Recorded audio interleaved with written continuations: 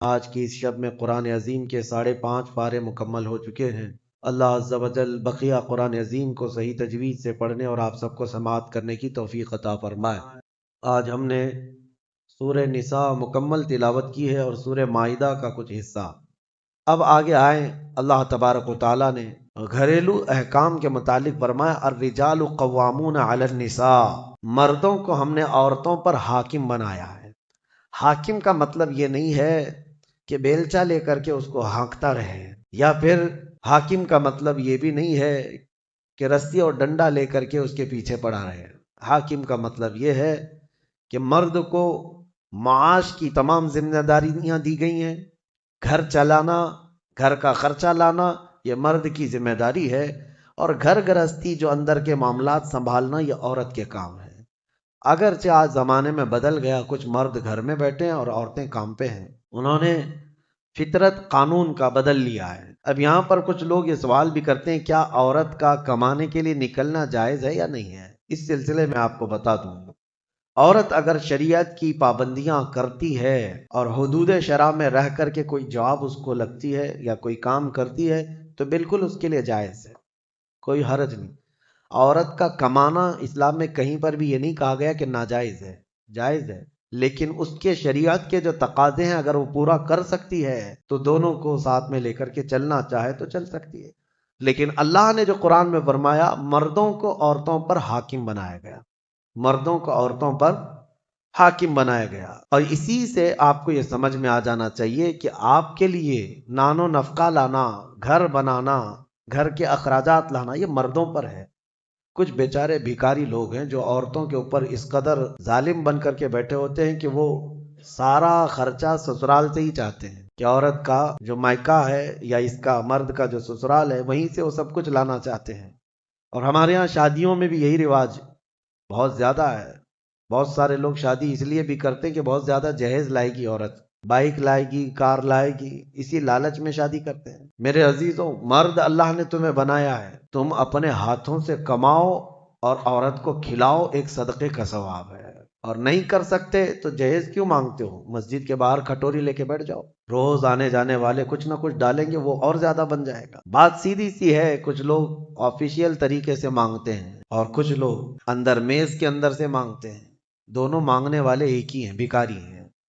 مردوں کو اللہ تبارک و تعالیٰ نے اس کا حکم نہیں فرمایا۔ عرب میں جا کر کے دیکھیں، شادی کرنے کے لیے جب ہم وہاں یہ کہتے ہیں کہ ہندوستان میں عورت جہیز لاتی ہے، عورت کا باپ کپڑے بھی دیتا ہے، پیسہ بھی دیتا ہے، تو وہ اچھل جاتے ہیں، کیا ایسا بھی ہوتا ہے؟ ہم کو لے چلو، ہمیں وہاں سے شادی کروا دو۔ اس کی وجہ یہ ہے کہ عرب میں آج بھی مہر بہت اونچا ہوتا ہے۔ صرف سعودی کا مہر 50,000 ریال عام عورتیں مانگتی ہیں، عام عورتیں 50,000 ریال کی بات کر رہا ہوں، تقریباً 11-12 لاکھ روپے ہو جاتے ہیں۔ تو نارمل مہر جو ہے یہ رکھا جاتا ہے۔ پھر مرد کے اوپر یہ ضروری ہوتا ہے وہ اپنے باپ کے گھر میں نہ لے جائے شادی کر کے، خود کا گھر ہو تو شادی کر، یہ سارے وہاں پر ضروریات رکھے گئے ہیں۔ بہرحال ہمارے ہاں اگرچہ یہ دوسری قوموں سے رواج آ گیا ہے لیکن آپ کو بدلنے کی ضرورت ہے۔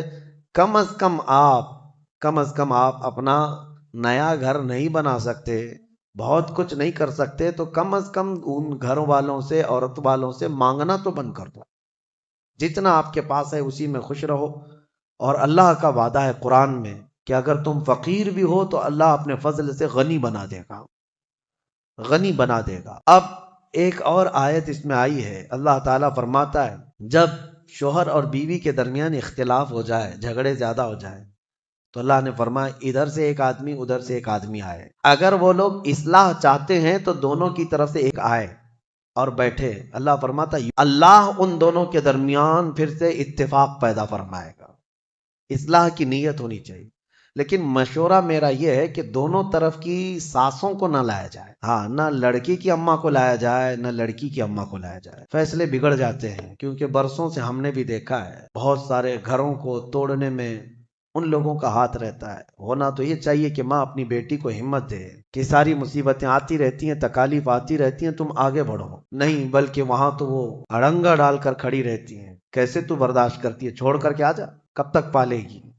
قرآن کا حکم یہ ہے کہ دونوں کی طرف سے ایک ذمہ دار جائیں اگر اصلاح کی نیت ہے تو اللہ دونوں کے درمیان اتفاق پیدا فرمائے گا، دونوں کے درمیان اتفاق ہوگا۔ اور آیتیں جو آئی ہیں اس میں، آج کے اس پارے میں ہم نے جو تلاوت کی، ایک آیت ہے اللہ تعالیٰ فرماتا ہے تم جہاں کہیں پر بھی جاؤ موت تمہیں آ کر پکڑے گی۔ کا مطلب ہوتا ہے بہت ہی پکے محل میں بھی اگر تم بیٹھ جاؤ، بہت مضبوط محل میں تم بیٹھ جاؤ، موت آنا ہے وہاں پر بھی آئے گی۔ ہم نے دیکھا ہے بڑے محلات میں رہنے والے بھی، اور جنہوں نے آسمان چھوتی ہوئی عمارتیں بنائی، وہ بھی موت کے ہتھے چڑھی گئے۔ موت تو آنا ہے۔ آج ہمارا حال یہ ہوتا ہے کہ دنیا میں اس قدر مصروف ہو جاتے ہیں کہ موت کو بھول جاتے ہیں۔ تمہیں پتہ بھی ہے کہ اچانک آنے والی یہ موت بالکل مہلت نہیں دیتی۔ آپ اگر آس پاس میں اپنی نظریں ڈالیں تو آپ کے دوستوں میں کئی جا چکے ہوں گے، جن کی عمر زیادہ نہیں تھی وہ جا چکے ہیں۔ موت کے لیے عمر کوئی متعین نہیں ہے کہ بڑھاپے میں آئے گی یا بیماری سے آئے گی۔ اچھے لوگوں کو بھی موت آ جاتی ہے، چلتے پھرتے لوگوں کا جنازہ آ جاتا ہے، کسی کے لیے بھی کوئی وقت معین نہیں۔ اور قرآن میں اللہ تعالیٰ یہ فرماتا ہے اگر بندہ موت سے بھاگنے کے لیے، جس کو کہتے ہیں پریکاشن لینا، کہیں جا کر کے محفوظ مقام پر چھپنے کی کوشش کرتا ہے، وہ آئے گی موت۔ بزرگوں نے ایک حکایت لکھی ہے کہ ایک بادشاہ کو نجومیوں نے بتایا تھا کہ فلاں دن تمہاری موت آنے والی ہے۔ نجومی ستاروں کا علم جاننے والے اٹکل پچھو سے کچھ نہ کچھ تو بتا دیتے تھے۔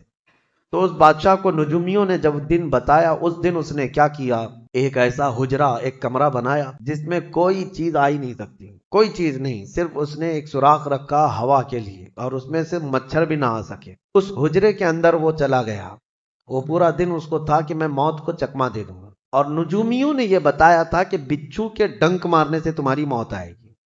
اس نے کہا بس مجھے بچھو سے بچنا ہے، بچھو نہ آنے پائے ایسا میں پورا انتظام کر لوں گا۔ اس نے پورا ایک راؤنڈ شیپ کا کمرہ بنایا اور اس میں اندر بند ہو گیا، لیکن اس کی ایک کمزوری یہ تھی کہ اس کا گھوڑا تھا، بہت بے حد اس کو عزیز تھا، وہ گھوڑے کو چھوڑ کر کبھی رہتا نہیں تھا۔ اس نے کہا مجھے اور میرے گھوڑے کو بند کر دو، آج موت کا دن ہے، اگر آج کے دن میں نے موت کو چکما دے دیا تو پھر ہمیشہ کی زندگی ہے، ٹائم اگر ٹل گیا تو پھر موت نہیں آئے گی۔ تو وہ اس نیت سے وہ روم کے اندر بند ہو گیا اور لوگوں سے کہا کہ کوئی مجھے نہ دروازہ کھولے اور نہ کسی کے لیے دروازہ کھولے، پورا دن گزرنے دو۔ دن گزرتا رہا، شام کا وقت قریب آیا، اس کے ساتھ تھا اس کا گھوڑا اور وہ کوئی نہیں۔ اتفاق دیکھیں، اللہ رب العزت کی طرف سے جو سبب بننا ہے وہ بنے گا۔